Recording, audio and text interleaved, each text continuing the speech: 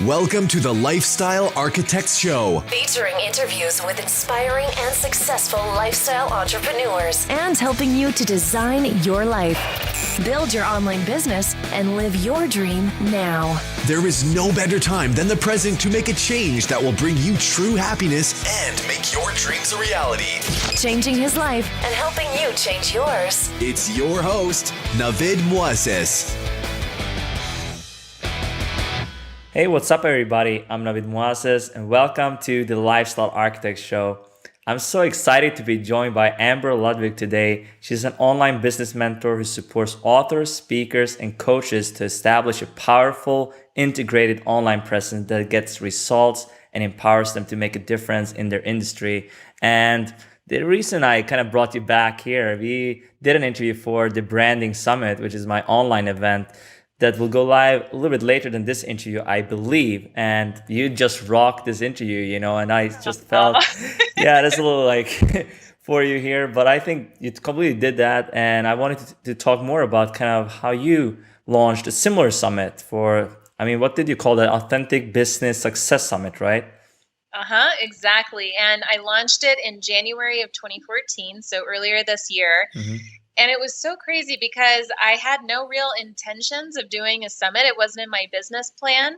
But I literally woke up this Saturday morning with this idea, and I got out of bed and I created the logo and I started the copy, and I made up a list of who I wanted to interview and how I was going to do it. And the idea just poured through me.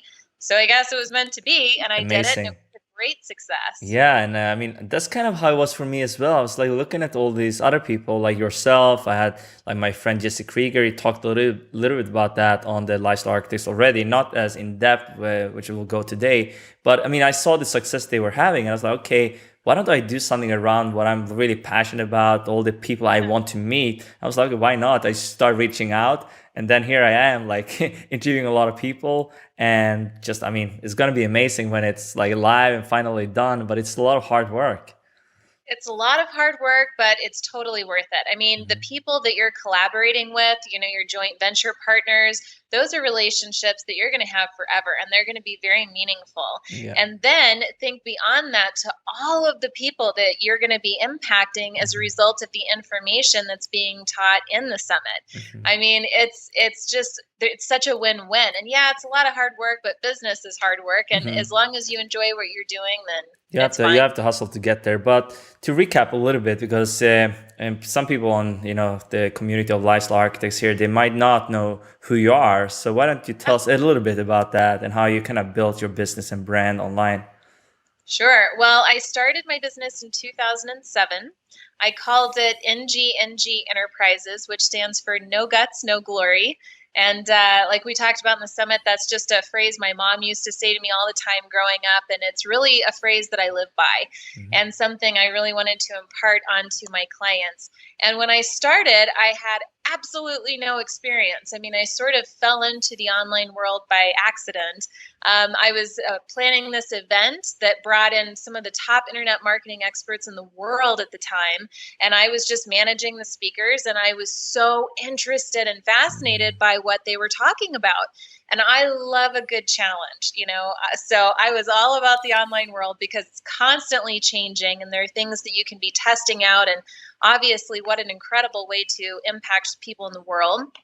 So I started out by actually selling websites, and we had a whole done-for-you website package using WordPress, and I had gone to college for graphic design and marketing. So I did have some background there and tied that into my new internet marketing education, and we took off. And as we continued to grow, I expanded my team, and we have a team of 9 now, and we offer a variety of services from social media work to product launches and list building and membership sites, and you name it. If it comes to building an online business, we can probably support you to do that.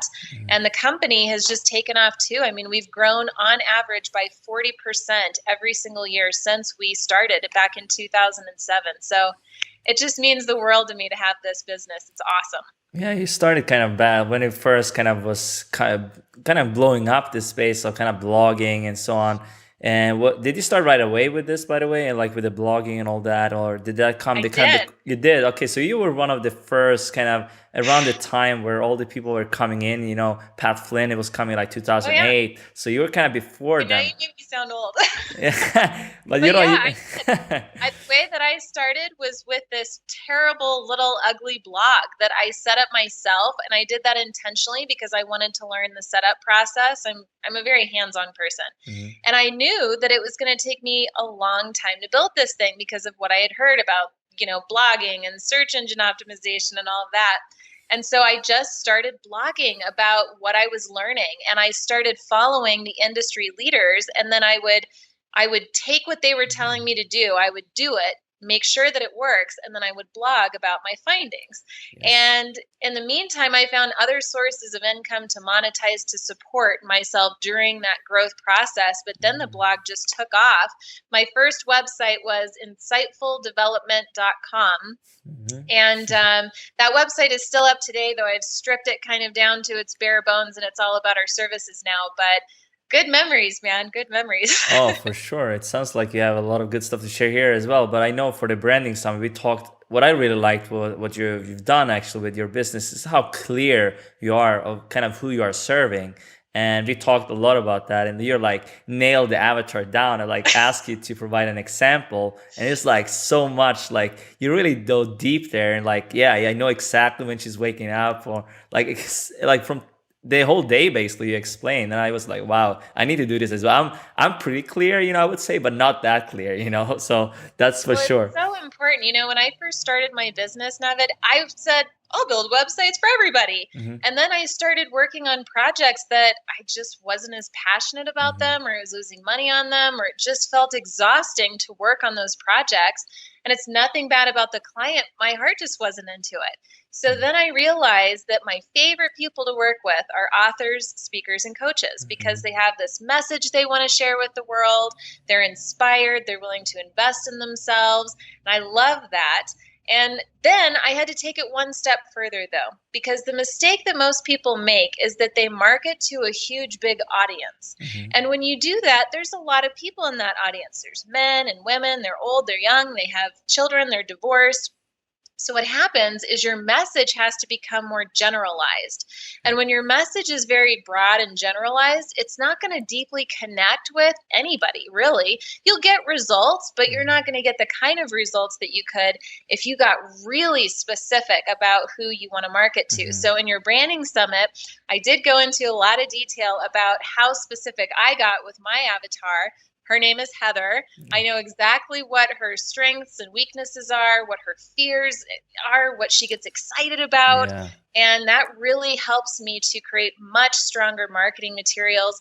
And as a bonus, I work with people that I love the absolute most, because now we have the same core values and we have so much in common that it's like family. It's just effortless. Yeah, it's so important. And I think when I started out, it was a little bit similar to like John Lee Dumas. I think he created his podcast because he was running out of podcasts. So he did it kind of for right. himself. He didn't see that. But then as you grow, obviously, he becomes an entrepreneur. He makes way more money. So it's like a little bit hard. Now he's not his target market anymore, but he was when he started out for sure. And I kind of was the same way, because I saw, okay, I was this guy reading a lot of books, personal development, and really wanted to improve my life. So that's the kind of people I look for now when I start working with them, and actually get more clients like that, helping them get results. And that's like you get more clear and clear the more clients you get to your business, I think. And then maybe I think Heather that's a real client, right? You have as well. I totally made Heather up out of thin air. I did. And I just started thinking about, I created this character almost like I was a screenplay writer or something. And I got really into this character. And it was incredible, because what ended up happening is I started writing based on the emotions that I thought Heather was going to have. And now all of my clients share those similar emotions. So when you go through the client avatar process, you're really worried that, well, if I'm not marketing to everybody, then I'm not going to get any results, Or I get this all the time from clients who are new to this, and they say, well, I don't want to pick between a man or a woman in my avatar because I want both. But here's the thing. my clients, believe it or not, are 50% men and 50% women, even though my avatar and the person I'm ultimately marketing to is a woman. Yes. And that's just because they're sharing the same emotions, the same fears. They're excited about the same things. So it's just a really interesting process to see what happens. Definitely. I really like this, and you can find way more details in the branding summit. But what this is about here today is that you launched kind of a really successful summit. But can you tell us about a little bit why you did that and why someone else would consider, and maybe a little bit about your process behind it? Sure. Well, like I said, it was kind of out of the blue. I mean, a lot of people have done summits. It's not a new concept by any means. Yeah. But what I was thinking, though, that made mine a little bit different is I wanted charity to be the center of my summit because I'm all about giving back. I came from my teenage years when I was extremely lost and unhappy. I was getting poor grades. I didn't have a lot of friends. And I basically hit this moment in my life when I had to decide to change that and create a better life for myself. And now I look around and I cannot even believe the life that I get to live, the success, the relationships, just the personal fulfillment. So when this idea for the summit came to me, I thought, well, I don't want to do a summit just like everybody else, because then I'm going to get drowned out by the noise online. And I want to give back in a really big way as part of my legacy. So I decided to make it all about charity. And so what I did was I decided to interview 15 experts on their business and mindset strategies that help them create their multi 6, 7, and 8-figure empires online. The lineup that we have was incredible. And you can see it at AuthenticBusinessSuccessSummit.com. It's still available. And so what I did is I just reached into my network. I mean, I've really been focused on networking and creating strong strategic alliances in lots of different groups online. So a lot of these people were already my friends, which was nice. But that didn't mean that they were just going to say yes just because it was me, right? I mean, these are people that are extremely busy, like John Lee Dumas, who you mentioned. Yep. So what I did was something kind of interesting. I decided to record a video to each of these speakers as the invitation. So I didn't just send them an email and say, hey, do you want to be a part of my summit? Because how many emails do you think they're getting in a day, really? How many people are asking them to do things? So what I did is I created a series of videos, and they were all personalized. So I started by saying, hey, John, I love what you're doing with XYZ. And I really believe in the value of your work and how you're giving back. And that's why I thought of you when I came up with this idea. And I told him about the summit and how I wanted to interview him and how it was all about charity and why it was so passionate for me. And so in the course of this 5 or 6 minute video, my enthusiasm is transferring over to the speaker, and they loved it. I mean, John especially, he wrote the coolest response. In fact, I'll even share full transparency. His response was so cool that I printed it out and I taped it up on the wall. Oh, wow. As encouragement, because when you're doing a summit and project like this, there are definitely challenging days or you get those limiting beliefs and doubts. So I just would look over at John's email and then I'd be like, okay, I got this. Interesting. So that'll be funny for him to watch this and see that. But once I had my lineup, it was all about creating that motion, building the buzz. And there are a lot of strategies that I did for that. One that I'll share that I thought was kind of cool is I decided that the 15th spot on my speaker lineup was going to kind of be a wild card. And I put this video out into the internet and I said, hey, this is the summit. These are the speakers that we have on board. It's launching in January, and I'm looking for my 15th speaker. And so I sent everybody to a nomination page where they can nominate themselves or somebody else. And I didn't say it was based on who got the most nominations. It ended up being the case, but it was sort of ended up being this really competitive environment. And I think it was 1,000 different nominations within less than a 2-week period.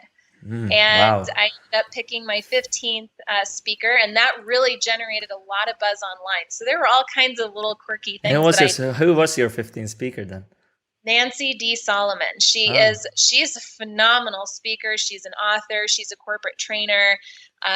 She does a lot of good in the world, very into charity and very intuitive, smart, business savvy. So she was a great person to have on the lineup. This is amazing. I mean, you're like, seems like very creative approach to this, not like what everybody else would do and share on this. So it's actually really good stuff. So what I think is really valuable for my audience here, because they might not have the same kind of background and experience you had when you launched the summit. So actually, maybe this is a way to launch your business. Even if you have like nothing online, you know, how you're going to build this buzz around your brand and business. So how can you get it off the ground in this way? Like start, you know, planning your summit. What goes into this even before you start like inviting your speakers and experts on there?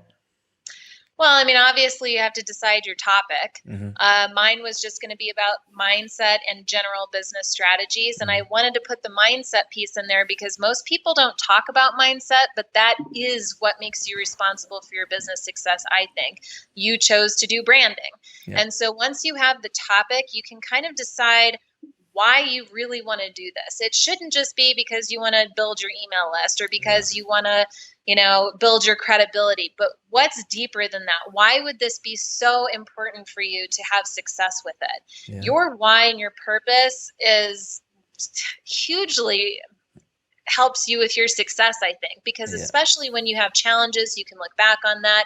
There has to be a bigger reason, and that's for your summit or your business or anything that you're doing. And then from there, once I knew my why, I thought, who are going to be the best people for my lineup? And, you know, there were some cases where I didn't know the people. Most of them I did know, or maybe I knew them sort of like through somebody else. Yeah. So, you know, you can definitely have your wish list of who you want to target. If you're so brand new that nobody knows your name, it's probably going to be pretty hard for you to get with some of the bigger players, but maybe not. If you have a creative approach, like doing the video invitation, that can help you stand out apart from the crowd. I will say that once you get one big fish, it's easier to get your second big fish. And after that, it gets much easier to land the rest of them. Because you know, for bigger fish, I mean, they want to make sure that wherever they're spending their time, they're going to get a great return from it because their time is so valuable. I mean, there's no time basically. So kind of keep that in mind. And if you're brand new too, you don't have to have big celebrities on your summit to make it a humongous success too.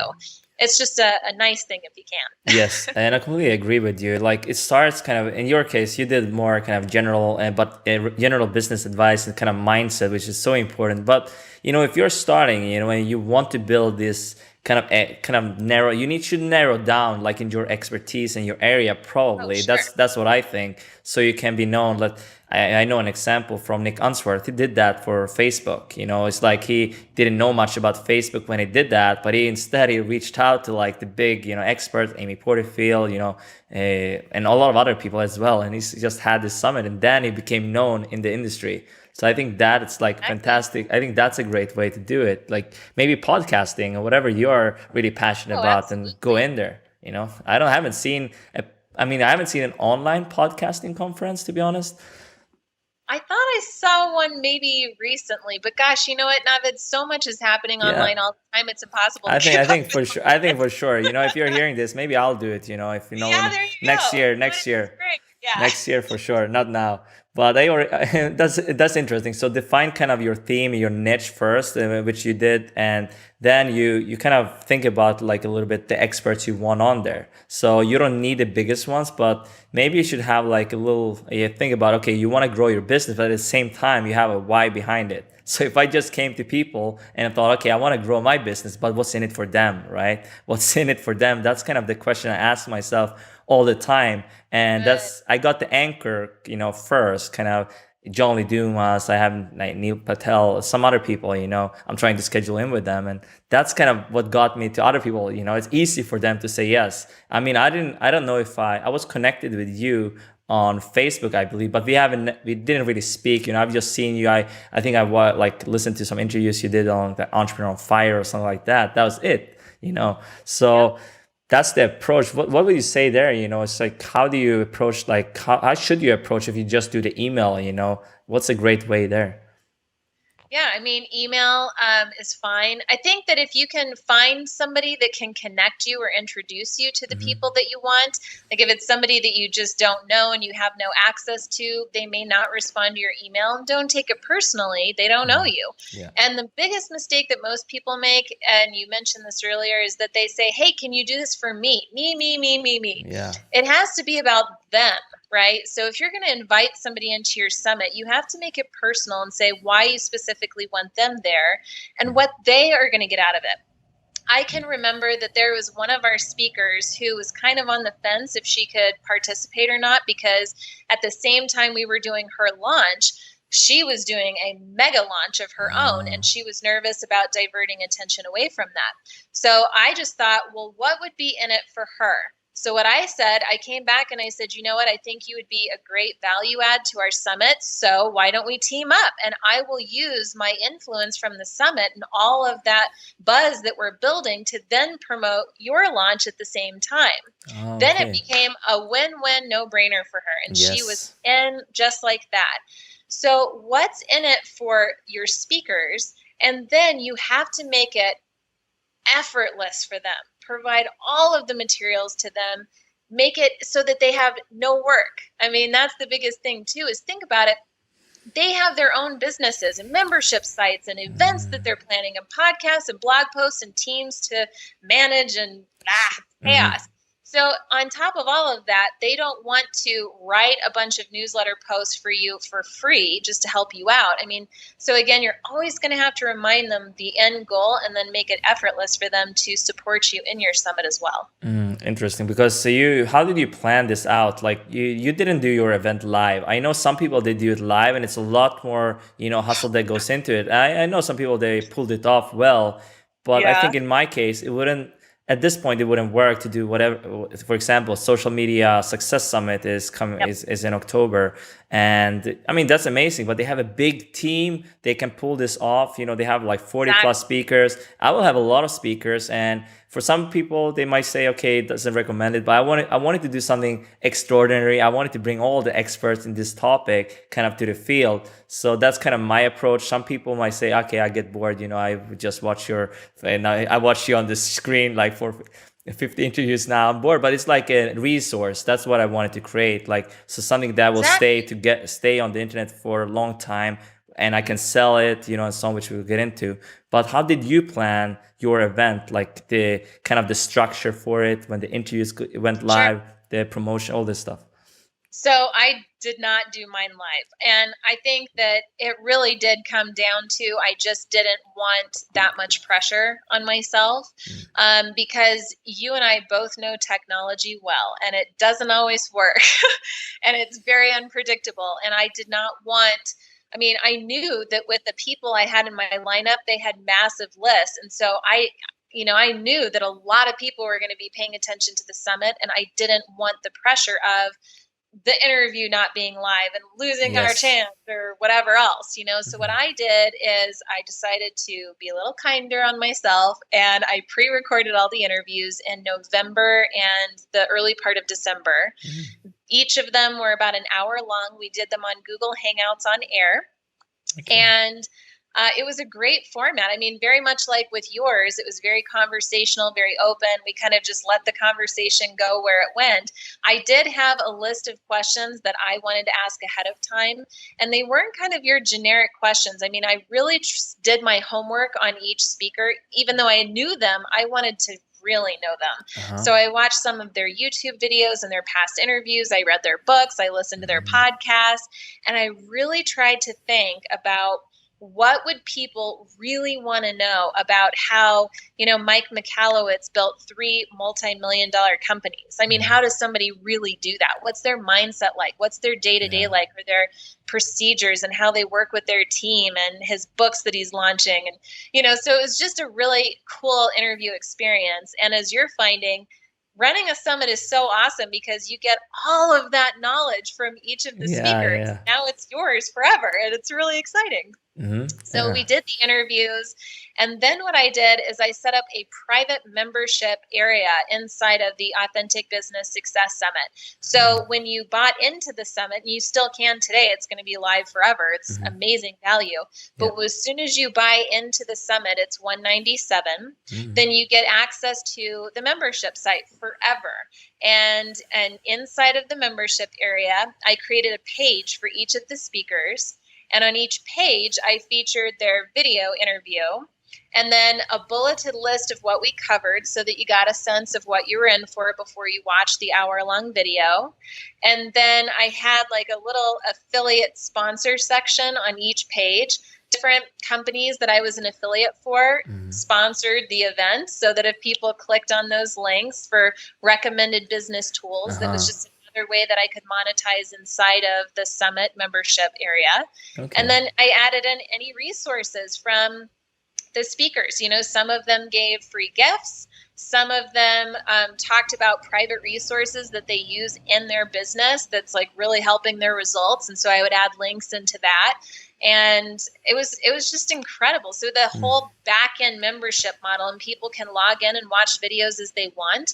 And some of the members, I even they're literally scheduling out an hour a week or an hour bi-weekly to slowly go through the interviews because the value is there, and they don't want to just buy it and put it on the shelf like everything else, you know. So they're really making that time to go back and watch them all. Fantastic idea there as well for what I'm doing as well. Like I have a lot of interest, I have a lot of value, so that's a great way. You know, I'm doing it a little bit different, so I want to get into some strategies there as well. Sure. Like you charge for your summit right off the gate, like when you launched it. My strategy is a little bit different. You know, I want to provide this kind of like more of a freemium model, like Creative Live a little bit, and then charge for it, you know, after the event is over. And I think since it's so much content, I feel like, okay, people will maybe, you know, some hardcore fans, they will be able to watch this, you know, if they really stay up. And if they do that, that's fantastic. You know, I'll probably give them free access if they do. But, you know, but afterwards, you know, I feel it's so much value. You know, I could put this in a podcast. I could write guest posts. I could publish it on my blog. There's so much stuff. And books, even like Kindle books and stuff like that, and like featured experts. But also I could charge for this like a product and have other people promote this kind of as affiliates. So what's kind of the strategies there? What's the downside, and why should you do one over another, you know? I don't think there's anything wrong with the model that you're using at all. The reason that I had to charge right off the bat is because of the charity element. So what I decided to do was I charged $197. For that, you got forever access into all of the interviews. You got access into our Facebook group where the speakers are as well, which is a great value. And then what I did is I had different people in the community contribute a bonus gift package. So we had almost $6,000 worth of bonus gifts that were donated for the event. So essentially you pay $197 and you get access to all of that. But half of the $197 was going to be reserved for charity. And then the other half would go to the speaker that referred that person in as an affiliate. So what I did is I had all the speakers sign up as an affiliate and compete against each other so that the more sales they referred, the more of a chance they had to win that big, you know, pile of cash for their charity. And so it was pretty exciting, but I had to charge because half was going to go to charity. And then in terms of the other half going to the speaker, that was just another reason why they would benefit from participating in the summit is it was an income opportunity for them. Wasn't just a lead generation tool. They were going to be earning income. Now I will just add one last thing, that some of our speakers were giant sweethearts, and they literally decided to forego their 50% affiliate commission and put that into their own charity as well. And so it was really cool that the speakers really showed up. They really got the vision. They got fired up that it was for charity, and they gave of themselves in a really big way. And I'm forever grateful for it. Oh yeah, this is really, I mean, I think at some point in your business, it's a time when you should like give back to something more, like have a higher purpose than yourself, you know, maybe build a school or whatever that is. And I've heard, actually, I think I mentioned Nick Unsworth in this interview so far, but he is doing some Life on Fire, launch your Life on Fire, and he's kind of building a school in Guatemala, and that's a great way It's to have awesome. to have a higher purpose for what you are doing. And I mean, he's also spending a lot of money to kind of get Gary Vaynerchuk and all these people. And we didn't mention this, but you can actually pay for someone to do it if you want Tony Robbins. Unless you know Tony Robbins, you are not going to get him. Most likely, he's going to charge for his time. So Sure. there you probably need some connections to really pay for it, like same with Gary Vaynerchuk, you can buy his time. Yep, there are all kinds of options. Yeah, but for And this, the point is you can make anything happen that you want to have happen. I mean, it's either going to be a little hard work or maybe a little extra money or whatever it is. But whatever your dream is, you have to go for it. You just have to. yes. And let's talk a little bit about the email list there, your strategy behind that, because I know that you also grew your business quite a bit. And to me, that's like kind of the email list you are getting in people to your business, but you also got customers, obviously, from this event. So it's like a two-way win, I think, for you and for the speakers and charity. So really a lot of like giveaways there as well. Yeah. I mean, I have to be honest that my summit was more about raising awareness and honestly trying to set a different standard for online marketers and online entrepreneurs. I wanted to get everybody thinking a little bit bigger. And so it really was more about raising money for charity than a lead generation. If you are really focused on building your email list, then absolutely go with the model that you're doing, which is to make it free at first. I think that is one of the faster ways to quickly grow your email list. But everybody knew that it was going to be a paid product. So my email list did not grow probably the size as what yours is going to grow. But that was okay with me too. I mean, it grew, don't get me wrong, but it could have grown a lot more if it had been a free product. And also I'm of the philosophy that it's not about the size of your email list, it's about the quality of your email list. And so even though I did get this influx of leads, I had to kind of start to filter them out or weed them out a little bit because some of the speakers had email lists that weren't perfectly aligned with my message. It's all about authentic leadership with me.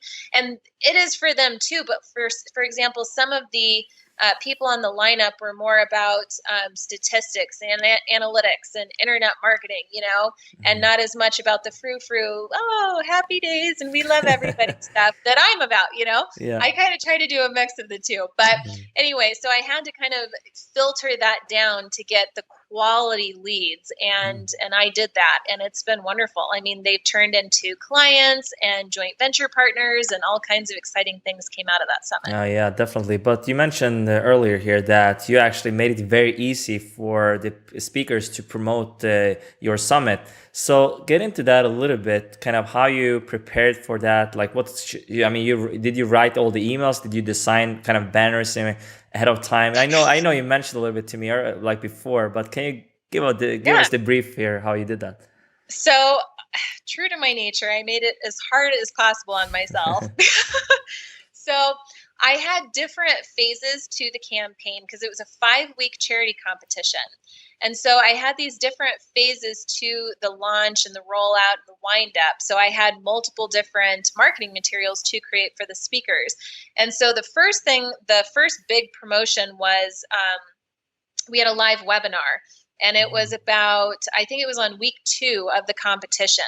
So the first series of emails and social media posts that I sent out to the speakers were all about getting people to that webinar because I knew that webinar was going to be my best shot at sales because, that's just true in any product that you're selling. If you just have a long sales page, you're not going to get the results as if you did a live webinar selling the exact same thing. So I did this live webinar, and when you're doing a webinar, you should send 2 to 3 emails out inviting people to that webinar to your list before the webinar.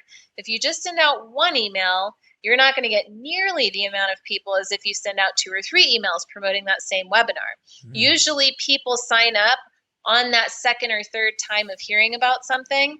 And also most people, I think it's 60% of people will sign up on that last week of the webinar. So, or like the last 3 or 4 days. So if somebody had just sent out 1 email 2 weeks prior, that would have been a missed opportunity. So had to send them 2 or 3 different email samples with all the social media posts just promoting that webinar. But then I had to be ready for, as soon as that webinar was over, I needed the speakers to send out another email to their list that was offering the replay, right? Yes. And why they should listen right now. So that was another email I created. And then I let things kind of cool off for about a week or so. And then I sent another wave of emails out to the speakers. And all of this was optional, but they all participated, which was pretty cool, or most of them did. And so that next wave was about, here are the latest standings for the charity competitions. You know, I'm in 4th place out of 15, and I've really got, go buy this summit so that I can win this money for my charity kind of thing. And then I had one last series of emails and social media posts about a week before the end of the competition that was the last chance. You got to come by the summit, help support my charity. This is, you know, we've raised $5,000 or $15,000 so far. And this is what's at stake. You got to help me out and rally the troops. So, I mean, most times that I've been participating in summits, I get one email to send to my email list, and that's it. Well, that's much easier than 3 different phases with multiple emails. Oh yeah, definitely. I mean, That's what you what I did. said about making it hard on myself. Yeah, but I mean, it seems like it was still a smart strategy, because you did a live webinar, and obviously we all know that it really converts, and especially if you are selling something. But do you think that would be a great idea, maybe to kick off a free summit even with a live webinar? And I mean, I haven't seen anyone do that for a free one. I don't think so. Usually paid products, yeah, but when you offer free value, and then free value to, they sign up for the webinar, and then they are more excited to kind of be on. And you can even pre-sell maybe the kind of what you're going to offer after, like with the transcripts and kind of all this other stuff, guides, whatever you offer on, like in the back afterwards. Or just give them a free bonus. If you come to the webinar, I'm going to give you $300 worth of bonuses that you can't get anywhere else, you know, or something like that. And then people are going to show up to the webinar, and now they're going to get access into the summit. And if you do like a pre-order on the summit for a 20% discount or whatever it is, there's something like that. Smart, very smart. All kinds of things you can Exactly. And like also what I thought about right now is like a Q&A afterwards. Maybe you know some people a little bit better in your lineup, and you can just invite them on. So why not, do like a 3 or 4 people in a Google Hangout live, which is kind of unannounced, and then you're like, wow, blow people away with massive value. And then you can also maybe sell that to, the audience and participants on this Google Hangout. So I think it's so many ways, really.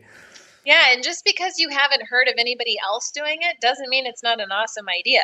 I mean, just like when I sent out those video invites to the speakers, I hadn't heard of anybody ever doing that. But I thought, this is going to make the difference. And maybe it's a trend setting thing. I mean, I remember when, I think it was on Entrepreneur on Fire and John on his podcast, and we brought that up again, and he just thought it was the coolest thing.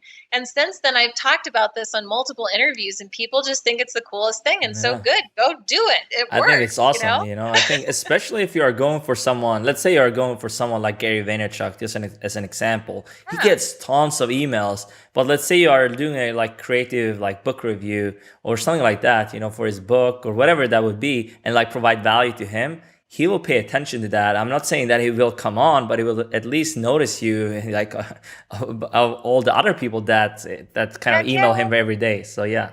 And then when you see him at an event or something, he'll think, "You look familiar, Navid. Where do I know you from?" Exactly. And he's gonna think, "Oh yeah." Yes, but I want to get into a little bit technical things now, because there's also some other things to set up there. You mentioned kind of the webinar. What did you use to set that up? Was it a Google Hangout or GoToWebinar you used?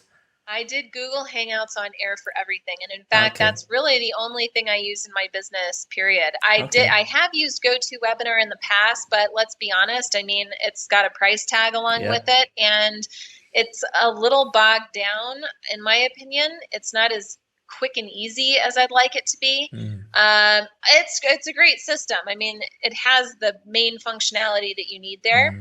But honestly, when Google Hangouts on Air came out, I just thought, this is awesome. It's free. I can either do a webcam or share my screencast. I can have as many people as I want on it. I mean, there were a lot of benefits to it. So just to kind of explain this a little bit more, because some people don't know this, because it is still kind of a newer technology. Yes. Google Hangouts is sort of like Skype, where we can get on Google Plus and have our own little hangout. But if you want it to be live publicly to the universe, and if you want to record it so that you can publish that replay afterward, then that's a little bit different, and it's called Google Hangouts on Air. Yeah. And you can do that through what's called YouTube Live Events. Just Google it. YouTube Live Events. Essentially what I do is I go into my YouTube channel.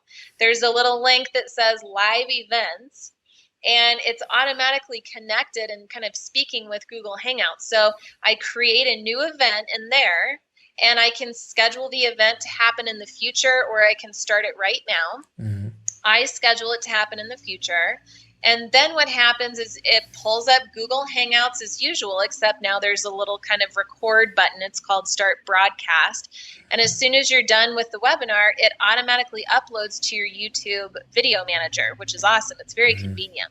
Yeah. And because you're also doing it this way with YouTube Live Events, you're going to get a link to the actual YouTube page where the video is streaming. And just like any other YouTube video, you can embed that video, get the embed code, and put that video on a website or a web page. And that's, a lot of people do this wrong. They just have it like a Google Hangout and like, okay, hey, jump on there. But keep going and how you did this. Yeah. So what I did is I set up, because this is the most critical part. When somebody's on a webinar and you're trying to sell something, they cannot have distractions, right? So that's why I didn't want it inside of Google Plus. So what I did is I embedded the webinar video into a private page that had nothing but a header and a buy now button that was hidden, but I'll get to that in a second. So I just embedded the video, and then as soon as it hit 12 o'clock on the day of my webinar, that video would automatically kick on, and there's Amber welcoming everybody to the webinar. And so they're in this private page. Everybody across the world can now stream. They're watching me live through YouTube Live Events. And then what I did, this is a little kind of tricky, but I went through and I showed little video snippets, previews of all of the interviews. So I got the best 1 minute or 2 minute chunk from each of the freaking interviews to show, because I wanted to show the proof of the power of these interviews. And then I did a little PowerPoint presentation at the end where I walked through everything you're going to get if you join the Academy. Like, here are the bonuses. Here are some examples of the bonuses. And then the tricky part was I had to have my programmer set up the buy now, the add to cart button that would pop up at a certain point in my webinar, right? So it was like exactly 43 minutes and 28 seconds in, boom, this add to cart button appears out of nowhere on the page. So it wasn't there distracting people, and it wasn't there so people could click and find the price before I was ready for them to see it. So it just showed up at this particular time, right when I announced the price. And then boom, people went right into ordering and got access to the membership, and it was awesome. Yeah, this is great. And I think, for you had a programmer do this. I believe that, you can do the same thing kind of with lead pages or optimized press. I use lead pages because it's so quick, I don't have to think that much. It's just, you just embed basically as you said, you embed the YouTube, code there or the YouTube video, and it shows up, and you have it on standby till you hit record. That's what I did when I did the few. I haven't done as many as you, but I've done a few, and it was a little bit like challenging at first. You will have maybe some hiccups here and there, but you just get used to it. And the technology, hopefully it's with us, Yeah, exactly. Yeah, you just have to be prepared. I've been teaching a lot of people how to use Google Hangouts, not just for live webinars and events, but also for my everyday video. Just this morning, somebody asked me this long question in an email, and instead of typing it all out, I did a quick video, and I just sent them the link to it. Yeah, I love this approach, actually. Or I have these weekly training videos that I put up on YouTube about different topics, and they're about 30 minutes each, just for free. And so I do that using Google Hangouts on Air as well. So it doesn't have to be public to the world. When you're setting up that Google Hangout, you can just set it as unlisted so that nobody knows that it's happening. And when you're done, it just uploads to YouTube and you go from And there. that's why it's so important to go through YouTube live events instead of kind of the Google. A lot of people do this wrong, actually. I had an interview with Brandy Sweezy for the branding summit, and she said that a lot of people go through just the Hangouts on Air on the Google Plus platform, and then it goes kind of live on your YouTube without you. You have to find it, you have to do all this stuff, but you need to go through YouTube live events. It's critical. Then you can unlist it. Let's say you have a private coaching call or something. That's like that's the most important. Like, I mean, I know a lot of people that do. I mean, you probably do this too, unless you use Skype for that. I mean, that's so important, I think. I actually never use Skype. I only use Skype when I'm doing an interview like this and people want to use it, and that's fine. I have no problems with it. But, Skype has so many notifications popping up, and I don't like that. It drives me crazy. So I just use Google Hangouts on Air for everything. Okay. Yeah, that's great. So we've covered a little bit there, but I think now, like, what goes on with kind of the landing page, stuff like that you set up for the summit. So people actually feel, okay, this is actually a credible summit. This has great design, the speakers are featured there. What did you have when you what did you send out? What was the landing page you had for people to kind of buy this product? You have a page now. Was that what you had when you launched it? Yeah. AuthenticBusinessSuccessSummit.com is what I had set up. Actually, another thing I did a little bit different. So I created the logo and the design for that sales page. I had my team, because we build websites. So I had my whole team in place. And so we coded that entire sales page, and I input close enough to the final sales page content for that page too. And then I put up the speaker pictures before I even invited the speakers. And so because this is something else I wanted to do is when I was inviting them to participate in the summit, I wanted to say, go to this link and you'll see the brand, you'll see the design, you'll see how professional we are, you'll get to see the sales page and my promise to people, you'll see the pricing, you'll see the guarantee. And it was so cool because normally when I'm being invited to participate in a summit, I have no clue what that design is going to look like, and sometimes I'm really pretty nervous when mine would look awesome, by the way. Yeah, I mean, it's got to look awesome, because you're basically responsible for all of their reputations, and they care very much about their reputation. So you got to do it right, in my opinion. So that's what I did. I had everything designed and laid out ahead of time so they could see, my initiative, they could see my efforts. And along the way, as soon as we got closer to launching, I had one of my mentors come in and review the sales page. He's one of the top conversion experts in the world, I'm sure. He's really up there. Yeah. So he went through and he was like, scratch this, move this around, change this order, add this in here, which was awesome. So I had that, everything was set up to be perfectly optimized. And at the end, once the summit was over, I tweaked it a little bit just to make it evergreen because the charity competition was over. So I had to put the amount we donated to charity and who, won and how much they won and what the charities were. But it's all there for you to go right now and take a look at my model and do what you want with it. And that's so important that what you mentioned here, because it's all about, taking what works for other people and kind of making it work for you, kind of the modeling strategy. I'm such a big fan of that, not copying what other people are doing, but just say, okay, it's working for, Amber. It's like going great for her. And then say, okay, she had this done, she had a great design. And I mean, obviously you have a team of designers. So, but I think if you are on a budget, why don't go with, Optimized Press, or I don't know if Lead Pages can do this much. I'm not sure if you can add you can for sure have a sales page with it, but I'm not sure if you can add all the faces and make it all that nice. And so. And you could, there's so many pre-made WordPress themes out there that are specifically for events. It could be a conference WordPress theme. Well, this is an online conference sort of. So you throw it up there and you can hide certain elements or features to it. And that's going to save you a lot of money. And if there are a few things, jazzed up things that you really want, then you can hire a programmer for 1, 2, or 3 hours and have them make those few tweaks. But otherwise, go check out WordPress conference-based themes, and I bet shoot, by now there's got to be a Telesummit theme out there somewhere. Yeah, I mean, for sure. If it's not, maybe I should tell my designer we should make one. Yeah. So that's for sure. Yeah. That's a good idea. I think it will do pretty good, But in my case, I would probably have, since I want my branding, I want this, as the branding summit. So I will probably make quite a bit of time to really do a really good page, and even the membership area, which we are getting into now a little bit. That's also, this can be, if you make it really compelling, so kind of the speakers, they are blown away by your work.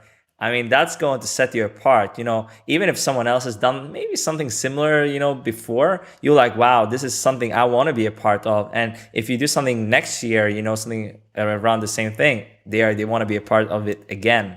So how did you do? They're just happy to, because you built them up, you put them in a good light, and you're doing something that they can be proud of. Mm-hmm. People want to be proud of their work, right? So do it right.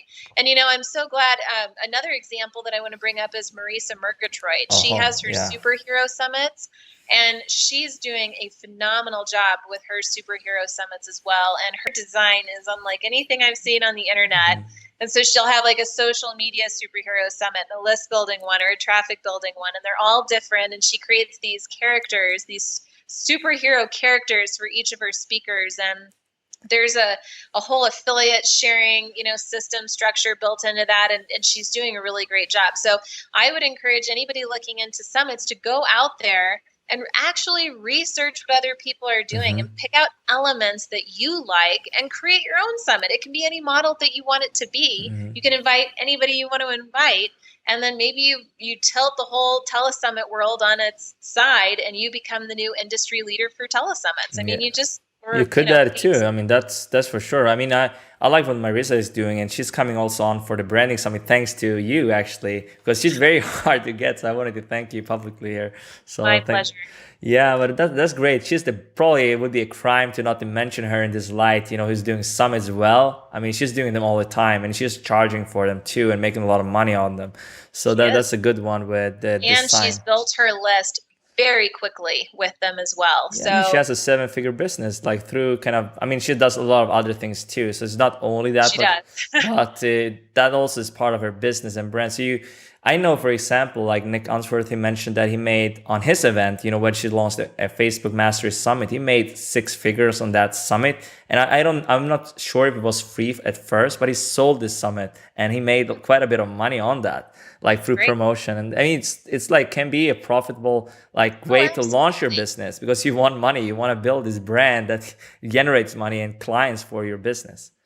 Absolutely. I mean, think about a summit as kind of a more time-intensive product. You could go out there and you could create a video series or an online program. You could create your own membership site, or you could do a summit. And either way, the income opportunity is there, but you're going to have to work hard for it. Most people, whatever product they're creating, they get really into the creative part, but as soon as it comes time to market it and sell it, they just freeze. Or their limiting fears come up and they believe it and they just belly flop right into that launch, and nothing ever happens, which validates that limiting belief that they can't do it in the first place. And they think, oh, I guess I just sucked at it, or it was something I did wrong, or it just didn't work, so I'll try something else. But the biggest tip that I can give you from my summit is you have to have follow through, because it wasn't all peaches and cream. I mean, we definitely had some hiccups along the way, but it's all about how you respond to those hiccups and just following through as if that hiccup never existed and you just had the best result, what beyond your wildest imagination. And if you show up every day with that belief, you will get results way better than you probably should have if you had just kind of given up or not approached it with your full effort. Yeah, definitely. But did you use any Facebook ads or anything like that to promote the event, or no? Oh, wow. I think I did a little bit, but I didn't, because at that time, I didn't know as much about Facebook ads. I mean, now Facebook ads is what everybody's talking about. But even back in December and January, there were definitely people doing it, but it wasn't something everybody was doing. Yeah. So I think that I was doing a lot of different things between press releases and the webinar and email lists and joint venture partners. I had a whole affiliate program set up and launched. Did you set up this did you set up this yourself with your kind of provider, or did you have like a different one like ClickBank or something like that set up? The affiliate program? Yeah. I did it myself. So my shopping cart is Premium Web Cart. I love it. And so they do my shopping cart and my affiliate program. And so I just went in there. I put in my banners and I put in, obviously my emails and my blog posts and social media posts. But something I did for the affiliate program that very few people do, there are definitely people out there that do it, is I made a training video for my affiliates. So as soon as they signed on, well, let me back up. On the sign up page for the affiliate program, I did a whole video really talking about why they should become an affiliate, building this thing up, the opportunity. Here's what's in it for you, and here's how we can all make this a win-win. Rah, rah, And it was like this 15-minute video, I think. And without that, people wouldn't have seen the opportunity. So just like the speaker invitation, I needed an affiliate invitation video. So I did that on the sign up page, then quickly got affiliates. Then as soon as they signed up, I had another video that I think was about 30 minutes long. And I said, here's the value of affiliate marketing. And here are my strategies that I use to have great success with marketing. And I talked about the different types of products and programs, events that I have promoted in the past. I gave an example of one in particular where it was somebody's event that I really believed in. I had been to one before. I thought it was amazing. It was coming out again. I signed up to be an affiliate. I spent about 3 hours promoting it, and I made over $10,000 just promoting that one event. So I went through and I gave them my exact strategy to get that kind of success. And then what I think their strategy should be for promoting it. And I walked them through that strategy. So it was about this 30-minute training video. And then that way it just got people even more confident to go out there and do something with it. Because 98% of people sign up to be an affiliate and then they do nothing. Yes. I wanted them to actually do something. And the last thing I'll add is that what I did with my affiliates is I regularly sent them updates, letting them know the standings, asking, hey, how can I support you? If you want to call with me, let's set up a call. If you want me to do a webinar for your list, let's do it. How can I help you and be of service to you? Because these people are there to help me, right? So you should extend that support out to your affiliates if you decide to integrate that into your program. Oh yeah, this is so valuable. I'm part of many affiliate programs, but most people, they don't do this. And like you give them a training basically on how to promote your event. It's like, again, you help them out basically like you did with your promotion of the event. So did you have, if you back up a little bit, you had the speakers promoted. Obviously, most of them, you got them to promote to their email list. And then they promoted it a few times, I guess, even because you had different, for the charity and so on. And then you had them like the affiliate other people in your community as well promote the event, if I'm not mistaken. Yes, I went all out. I'm just going to tell you. So every single speaker sent at least one email, which is awesome because that doesn't always happen on summits. But then I had speakers like Christine Kane, who ended up winning part of the charity, and Hal Elrod, who also won. I couldn't even count how many emails they sent out to their email list. And Nancy, so I would say the majority of the speakers emailed multiple times. They really got into the charity competition. Okay. Then I had my affiliates. And then I was obviously emailing to my own list. I have a very loyal list of people that have been with me for a long time, and they're very responsive. So I'm emailing them every week, telling them this is where we're at, nail biter. In fact, I was in the lead. I was in the lead for the sales competition until I think it was 10 o'clock at night on the final night. And then the last 2 hours, Christine came in and beat me. But I was emailing my list, telling them what was going on, and they were rallying behind me. Then I even went one step further, and There are certain people that maybe they weren't on my email list or whatever, they were clients, whatever happened. So I started sending out individual emails through my Gmail account saying, hi, so-and-so, I got to tell you about this summit and I would love for you to participate. Here's how you can help. Number one, send this email out to everybody you know, telling them about the summit. You know, you can sign up to be an affiliate if you want to. I just need help promoting it. Promote it on social media. And they did. They sent out emails for me. They sent out social media posts for me. I mean, it was crazy. It was so cool. Wow. I mean, this is amazing. But you ask actually that you went out of your way to do this. But, you know, a lot of people, I think there's a fear as well that goes into this. I think we should address this. Like, how do you ask those influencers? Like, okay, how do you know? Should it be in the PS like, hey, promote my event, or should it be more straightforward? So they actually clear when they come onto the event. Is it mandatory that they actually promote it, or is it like, you know, send out a tweet about it or something like that? So I had a speaker's agreement, and in that agreement, I said, oh gosh, now you're really testing me because I'm trying to remember this now. I said that I requested they send out one email to their email list, and then that they do the interview. And I think those were the only two things that I said I need you to do. Okay. Then I gave them a list of optional opportunities. So it was an option to continue marketing beyond that. It was an option if they wanted to offer a bonus gift. I mean, I had several different, I'm now remembering all of this. I even told the speakers that I would design a bunch of images for them with quotes and their photo on it, with the link to the summit, and I would design 10 different images for the speakers if they wanted me to. So a lot of, I'd say probably 60% of the speakers said, heck yeah, especially John Lee Dumas. He was great. He loved the images, and it was just another easy way for John to promote this to his list, because here's John's face and his quote, yes, you know, so important. And then down there, it would just be my little authenticbusinesssuccesssummit.com.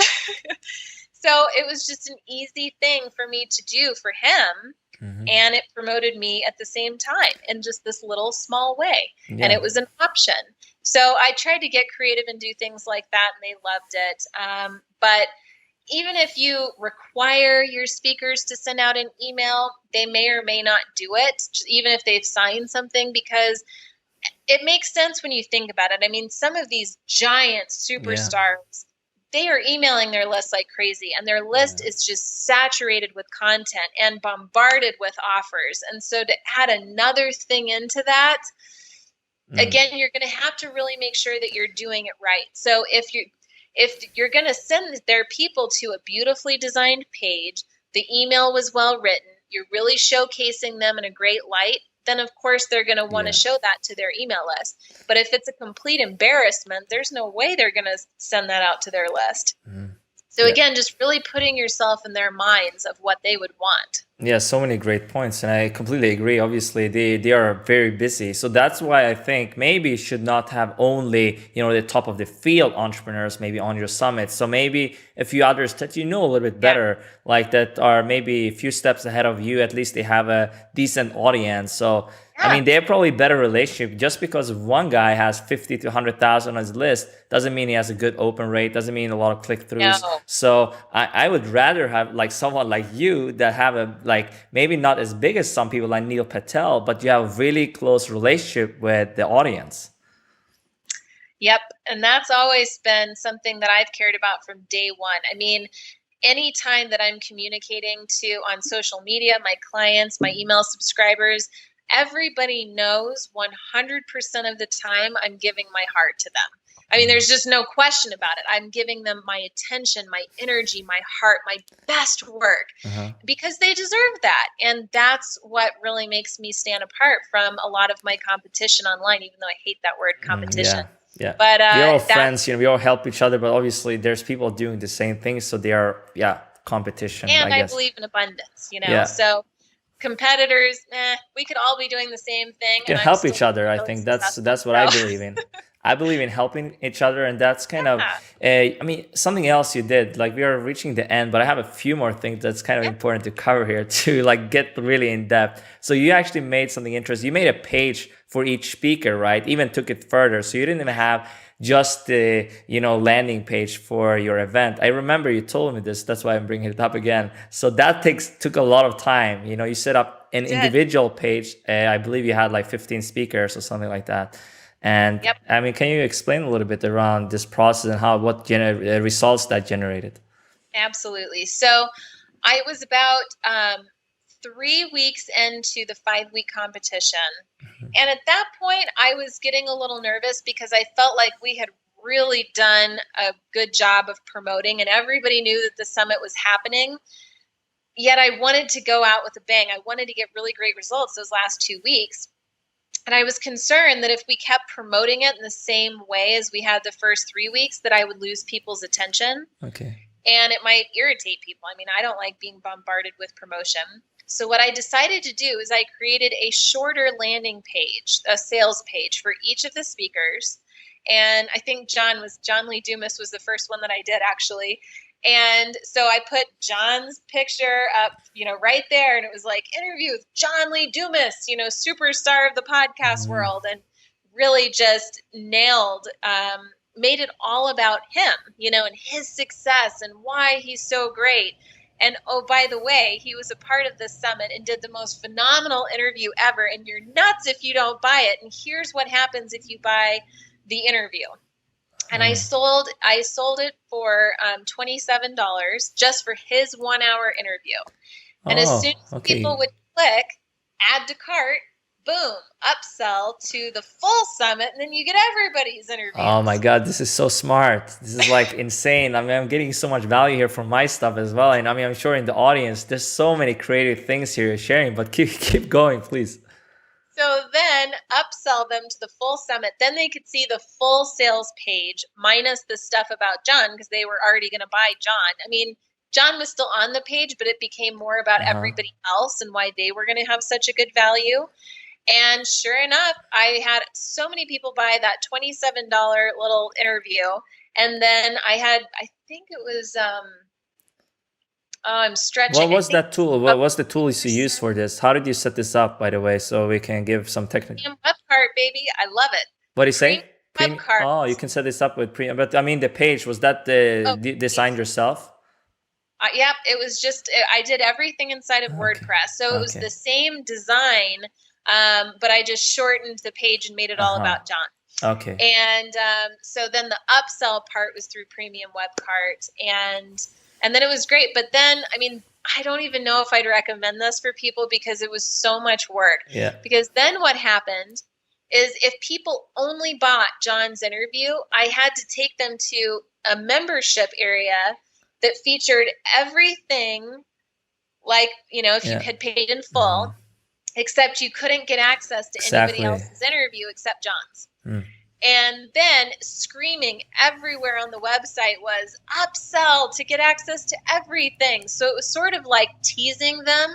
Look at everything you could have if you just paid a little bit extra. And then sure enough, people did. Okay. So just to recap, you have the landing page where you're selling just the one interview with the upsell opportunity to everything. But if they only buy that interview, they go into the membership area where they only have access to that one interview and everything else is there, but they can't access it. It says access denied, you have to upgrade. And, I mean, this is smart. I mean, this is actually what I had in mind. I just didn't know how you can do this, but I think lead pages had some opportunity that you actually can add an upsell like this in a way. But premium, what did you say? Premium web cart, that's a paid tool you have to pay for? Shopping cart. So it's how much do you? $40 a month for the shopping cart, and it's $80 a month if you add on the affiliate program to it. Okay. And premium web cart integrates with Aweber and Mailchimp and all of that. And I used Wishlist, which is a WordPress plugin for my membership area. So Wishlist controlled the entire membership aspect. And Wishlist automatically integrates with Premium Web Cart and Mailchimp, which is the email provider that I use. Okay, yeah, that's also one thing we have to cover before we end. I think how you you built this obviously in Wishlist, but how did you kind of set it up so the interviews went live on the right day? Because you didn't have everything go live at the same time, right? Everything went live at the same Oh, time. okay, so you can do So that then too. you got the 197 and it was a field day. You got access to everything. Okay. Because I had to do it that way because of the second charity competition, which was during that 5 weeks, you got to watch the interviews and rate who had the best interview. So that was strictly up to the members to decide who had the best interview, which made sure that my speakers had really showed up for their interview, man. They really went to town on the value. So everything went live all at once. And again, part of that too is that it would just be less I had to deal with. Yes. As soon as that membership site was done, it was time to go live. And I wanted to spend the entire 5 weeks just on marketing. I didn't want to have to worry about the interviews or the bonuses or anything like that. Mm-hmm. Yeah. I mean, that's for sure. But when you have a free summit and let's say you have like a few interviews goes live every day, should you set this up in your email provider? So maybe you every day send a new link to Wish. I mean, how does this work? Like the technical things, do you know how this works if you want to set this up? So what I would do, I don't think you would really need Wishlist if it was free. If it were me, what I would do is just set up a bunch of different WordPress pages and a page for each of the speakers. And then, I mean, but then afterwards it will be paid. So I guess we still need afterwards. You would then. But I should still put it in a membership right from the start. And then could you should you remove the members? So what happens afterwards when you have the upsell? Kind of when it's like after 30 days. Let's say it's a paid. Well, what you would do is essentially somebody would create their own account inside of the membership area for free, and then after the 30 days. Or whatever, then you would cut it off and then say, here's the buy now button if you still want access. And then they would pay, which would get them essentially to the paid membership it's like level. A free trial, right? Access again. It's like a free trial. I know some people, they have that. And then it's like all of a sudden they get removed or they just stay a member and pay the full price. Yeah, exactly. But you would set it up as an autoresponder inside of your email management system, whether it's Infusionsoft or MailChimp or Aweber or whatever it is.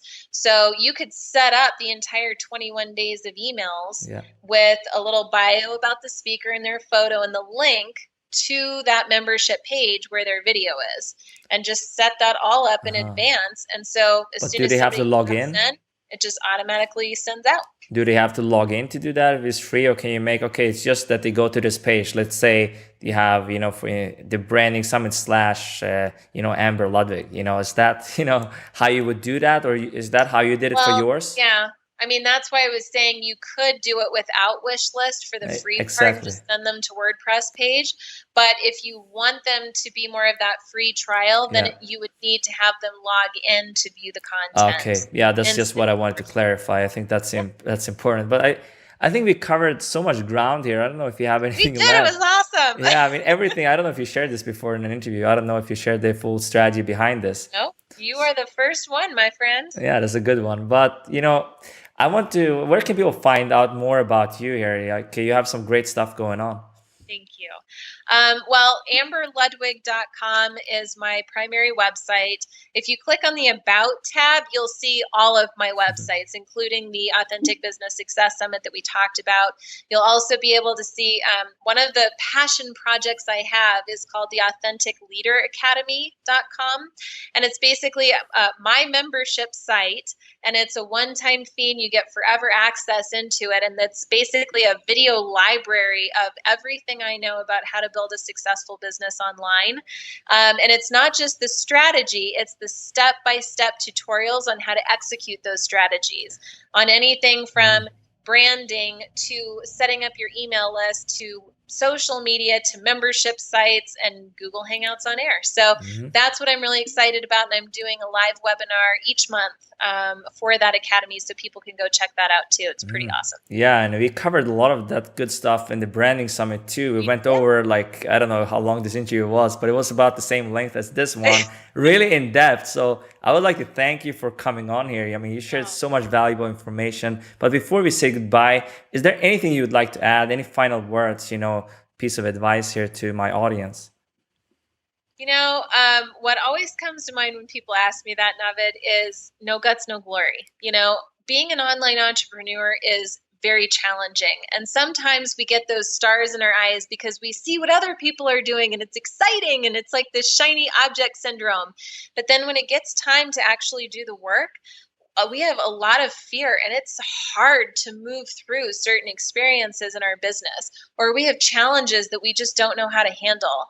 And if you always remember no guts, no glory, it's going to get you through any challenge, and you'll just realize, okay, I need to suck it up and have some confidence here and have that follow through because I want that glory. And I know it's there for the taking if I just move through whatever this is right now. And so that's the advice that I'm going to give to people because it works and I'm living proof of it. Yeah, and I love that advice too. So thanks so much for coming on here, Amber. It was a pleasure having you. It was a lot of fun. Thanks.